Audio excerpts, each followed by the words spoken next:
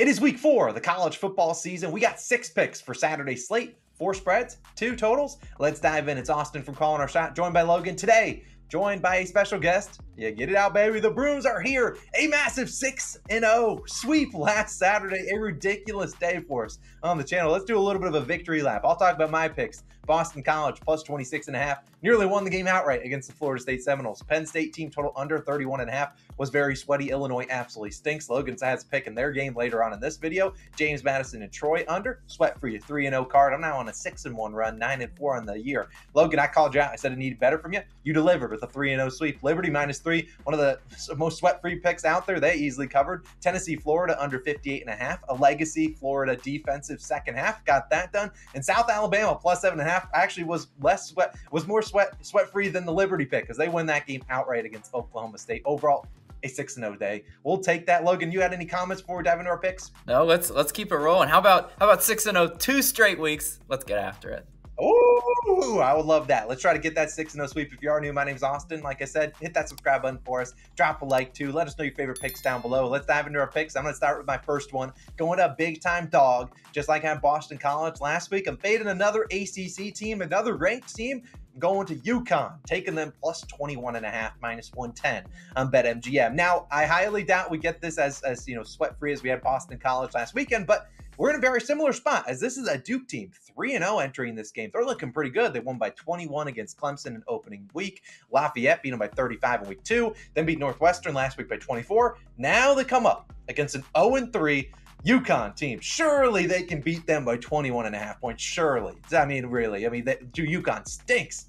I don't know. I'd be a little bit careful. This is Duke's first road game on the year. Very similar to what we did with Florida State last week. We said, hey, they're going up. Boston College obviously got a lot of hate. People hated that pick in the comments. Saw how easy that one was. Hopefully this one's an easy one for UConn. But this looks like that just overlooked type game for Duke. Obviously, they've been smooth sailing through 3 weeks. Now they go up on the road. And next week, look at their schedule. They got the currently number 9 ranked Notre Dame Fighting Irish. Obviously, Notre Dame plays Ohio State. They could go up or they could go down. Either way, they got them on the schedule. After them, they got NC State and then Florida State. So just a big 3-game schedule right after this UConn game. And looking at UConn, I just think they're going to overlook them. 0-3 team. Should be like, we're just going to cakewalk them. And maybe they just go a little bit smooth. And maybe we see UConn play a little bit of spoiler here. I'm not saying UConn wins the game outright, but 21.5 is a lot of points to cover on the road. And I think UConn has a chance here. Now let's talk about UConn, though. Obviously, they're not the best team. They're 0-3. And I haven't played a lot of competition. But last week, I kind of liked what I saw out of them. In the first half, they sucked against FIU. Were outscored 24-3. However, the defense stepped up in the second half, holding FIU to 0 points. And the offense scored 14 points. Sure, they lost 24-17, but they started to turn it around in that game. We saw them find some success on the ground with Devontae Houston, the running back. He had 19 carries for 126 yards.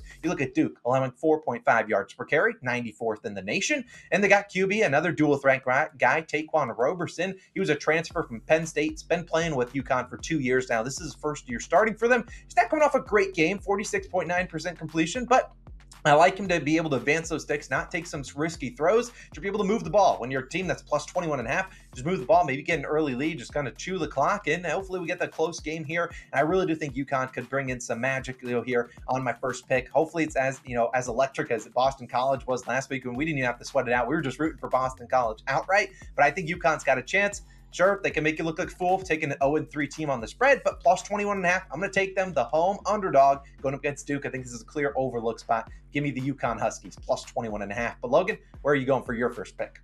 Yeah, I'm taking a team that's not all that well known in the college football sphere, but this line sticks out to me. I'm taking Marshall -4, minus 110 odds on Barstool, currently your best value. And you got the Marshall Thundering Herd. They're 2-0. Coming off a bye week, and they look to go to 3-0 at home for their first ever win against Virginia Tech. We know geographically Marshall's not that far away from Virginia Tech. Their last win against Virginia Tech, I believe, is 1940. That's what my notes have. So I think that it's really crazy that they could beat their geographically close rival in this one. In the second year of a rebuild, Virginia Tech is definitely struggling, and that's kind of why this line sticks out to me. To see Marshall favored against a team like Virginia Tech, obviously Virginia Tech has to be having a down year, and that's exactly what they're having. Losing 35-16 at Rutgers last week, downright embarrassing for Virginia Tech. You can't get blown out by Rutgers, and that's exactly what they did last week. I think Marshall definitely has the capability to kind of run away and hide from Virginia Tech, especially if they aren't sharp defensively. Marshall's dual threat quarterback, Cam Fancher, completing 69% of his passes. Nice. 446 yards, 1 touchdown, 1 interception. We really do like what he provides at the quarterback position. And we also like their ground game as well. They're averaging 138 yards per contest, and Rasheen Ali leads the way with 222 yards, 5 touchdowns on the year. I like quarterback. I like running back. They definitely should be able to move the ball on Virginia Tech. And defensively, Marshall only allows 15 points, 284 and a half yards per game. So a pretty decent defense, especially in the scoring department. Virginia Tech has not looked good through 3 games, and they're dreadful against the run. Their offense can't finish drives. Virginia Tech 102nd in scoring offense, 128th in rush defense. Yikes. I mean, they're almost treated like an FCS school statistically. Like, to see a team, an ACC team, is that bad statistically, we got to go the other way here, guys. Marshall also are at home. They have one of the more underrated defenses in the country. A team like Marshall's never going to get talked about like that. But they've also had an extra week to prepare for Virginia Tech. Virginia Tech is still lost on who their quarterback situation is. I think Marshall wins this one by at least a touchdown, and you got a sold-out stadium. You got fans who will treat this game pretty highly. They're going to be that stadium's going to be pretty electric. Give me Marshall -4. I think they win by a touchdown or more. But Austin, what's your second pick going to be? Logan, love it. I'm going to go to a total, one of our 2 on the board. You got one yourself. I'm going to go to this one. I'm going to go to a battle of 3-0 teams, a battle that a lot of people probably won't be watching on Saturday because we actually got a lot of big-time games. But this one's battle of 3-0 teams. Memphis versus Missouri. I'm taking the under 51.5 points, -110 on FanDuel, about 51.5, the same odds across all the books. Obviously, it could change. We saw this line open up at 54 and it's dropped down to 51.5. Still think it's a good, reasonable place to take here. Now, this is a neutral site game. They are in St. Louis in the Dome at America's Center. I believe that's where the Rams used to play before they obviously were moved out to LA. But you look at both these two teams, obviously coming in 3-0. Obviously, a lot of momentum coming in. But this is a Missouri team. Let's talk about them first. Coming off a big-time game, had to come back against Kansas State, required a 61-yard field goal as time expired. They're riding high into this one. Maybe they aren't as prepared as they should be coming into this game. And then Missouri, you look at what they want to do on offense. They want to run the football. They don't really want to pass. You look at them, 114 rush attempts this season, only 81 pass attempts. Now, last week against a very good Kansas State defense, they had to throw it a little bit more. 36 pass attempts, only 28 rush attempts. So they kind of got away from what they like to do, which is running the football on first and hopefully second down. And if third down, if they can run it, they'll probably try to do that. I expect them to try to run the ball here. And Memphis is a team that they don't have the best rushing defense in terms of metrics, but yet last week they had to have a terrible matchup, having to go up against Navy, the triple option, and just having to deal with that. Sure, Navy ran all over them 50 times to be exact for 299 yards, but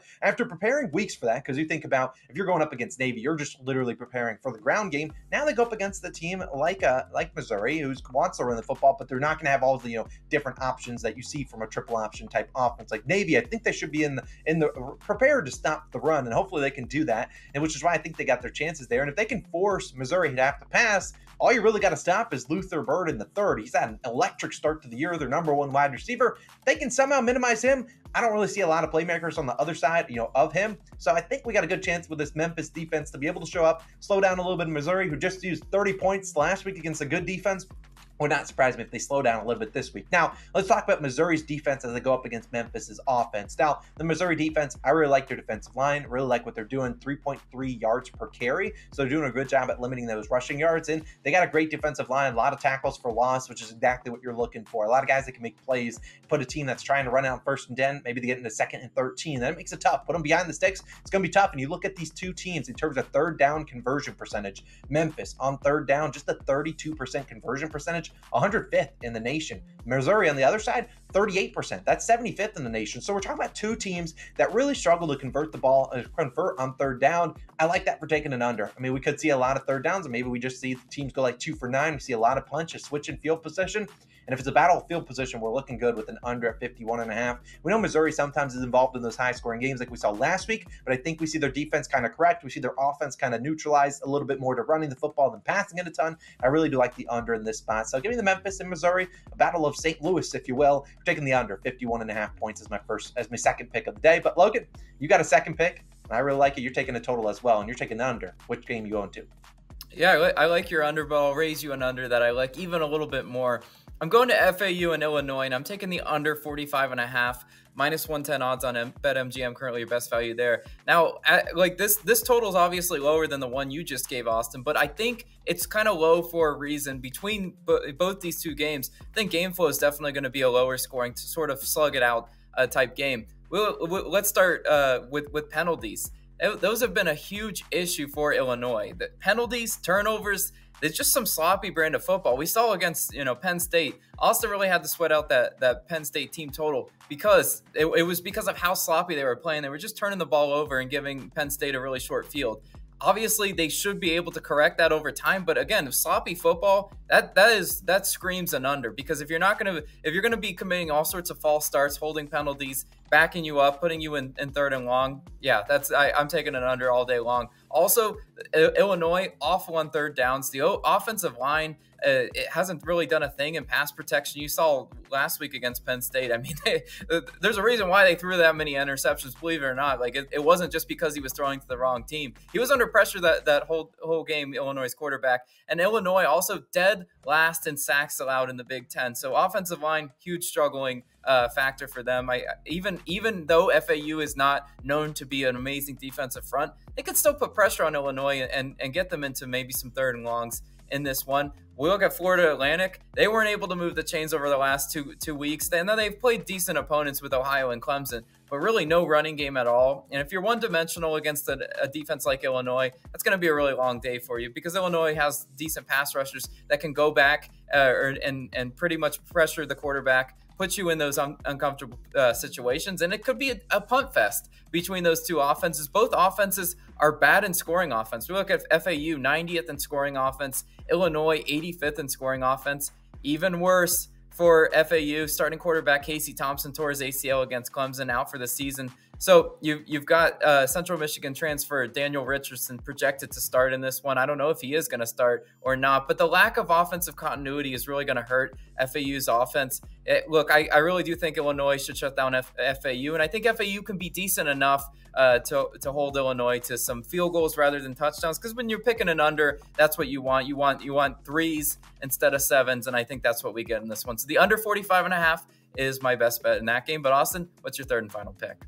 Yeah, Logan, you're right. Illinois' offense absolutely sucks. They tried to sell my Penn State team total under by gifting them like 6 turnovers right in their own zone. But I love the pick. Let's move on to my third and final pick of the day as I try to go 3-0 for back-to-back weeks and continue on my 6-1 run. I'm going to go to a team that helped me cash last week. It's going to the Troy Trojans, taking them minus 3.5 as they take out Western Kentucky. The line's about minus 110 on DraftKings. I'll take it. I don't really see the line changing too much. But like I said, last week, Troy really helped me out. I took the under in their game against James Madison. Final score 16-14. They ended up losing, and they cashed that under pretty easily. This weekend, I asked them to pick it up against Western Kentucky, a team getting absolutely smoked last week, 63-10 against a far superior Ohio State team. But as I talked about last week when I took the under, was Troy is a team that wants to run the football. And when you go up against JMU, James Madison, a team that's allowing literally 0.1 yards per carry, you're going to have a tough spot. That's the number one in the nation. However, this matchup yields a lot better to the run game, which is why I think the Troy Trojans will have some success on the ground. I think they'll own the trenches and win this game. But let's talk about the run game. It's going to be led by their running back,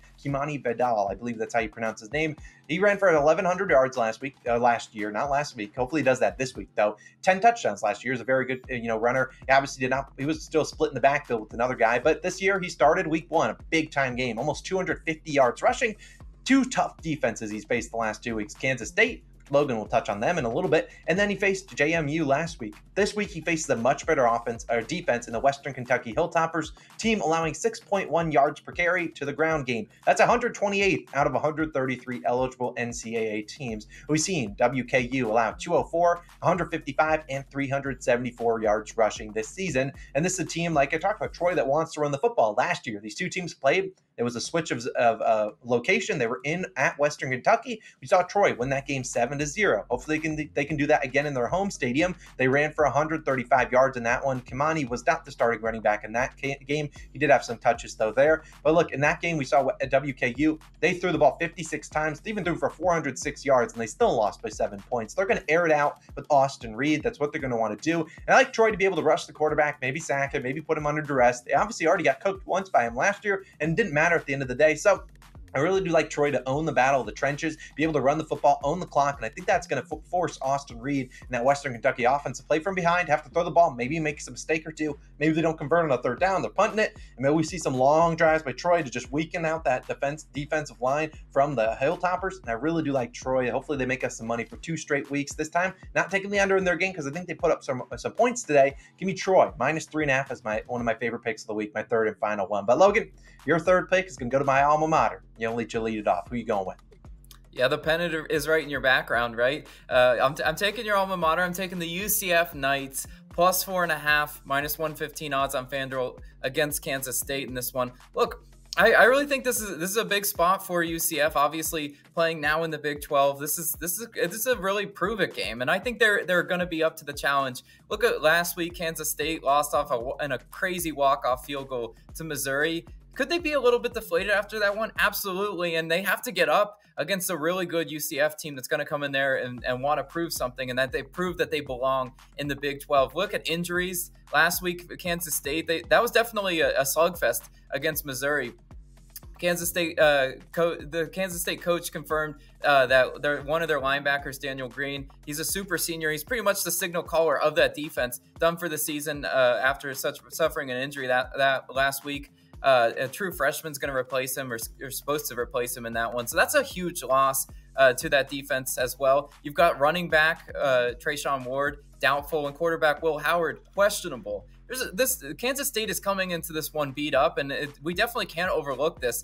A potential true freshman, Avery Johnson, would get the start if Howard's unable to go. That could be huge because there's value in taking UCF right now given the information we have. Because if Howard is out, I imagine the spread might even drop closer to a pick'em because we know how much Vegas values the quarterback continuity in there, and UCF's defense should be able to limit Kansas State. They're really good defensively. 15th in scoring defense, 36th in yards per play allowed. They limit the explosive yardage, and that's exactly what I want in this one, taking UCF with the points. I want their defense to show up in a big way, and especially dealing with the injuries that Kansas State is. I want the points in this one. Now let's talk about UCF's offense. Timmy McClain had a massive day in their win versus Villanova. Obviously, he's replacing John Reese Plumlee, the injured quarterback for UCF.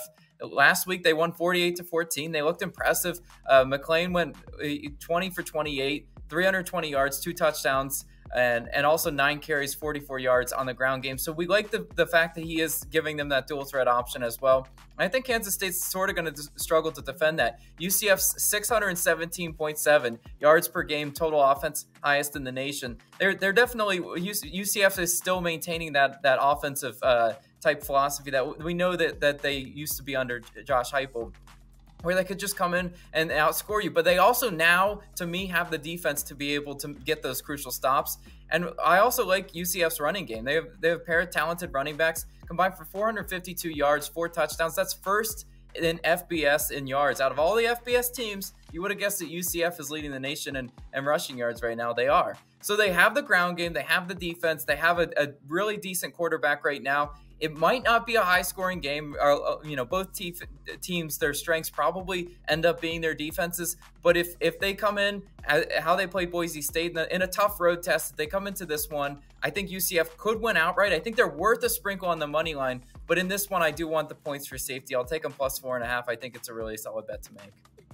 Yeah, Logan, I love my UCF Knights. Hopefully they come through for you because that would be an electric start, to their Big 12 journey. But either way, those are our 6 favorite picks of the day. Let's try to go 6-0 for back-to-back weeks. That would be absolutely electric. As always, be sure to do your research. Hopefully we have another profitable week, and we'll see you guys back again next Friday with some more college football weeks picks, hopefully bringing out the brooms once again. If you want to check out some other NFL and other types of videos, they're on the screen. We appreciate you guys. Austin and Logan signing out. We'll see you guys back again next week with some more college football picks, as well as in our normal or everyday videos. We'll see you guys then. Peace.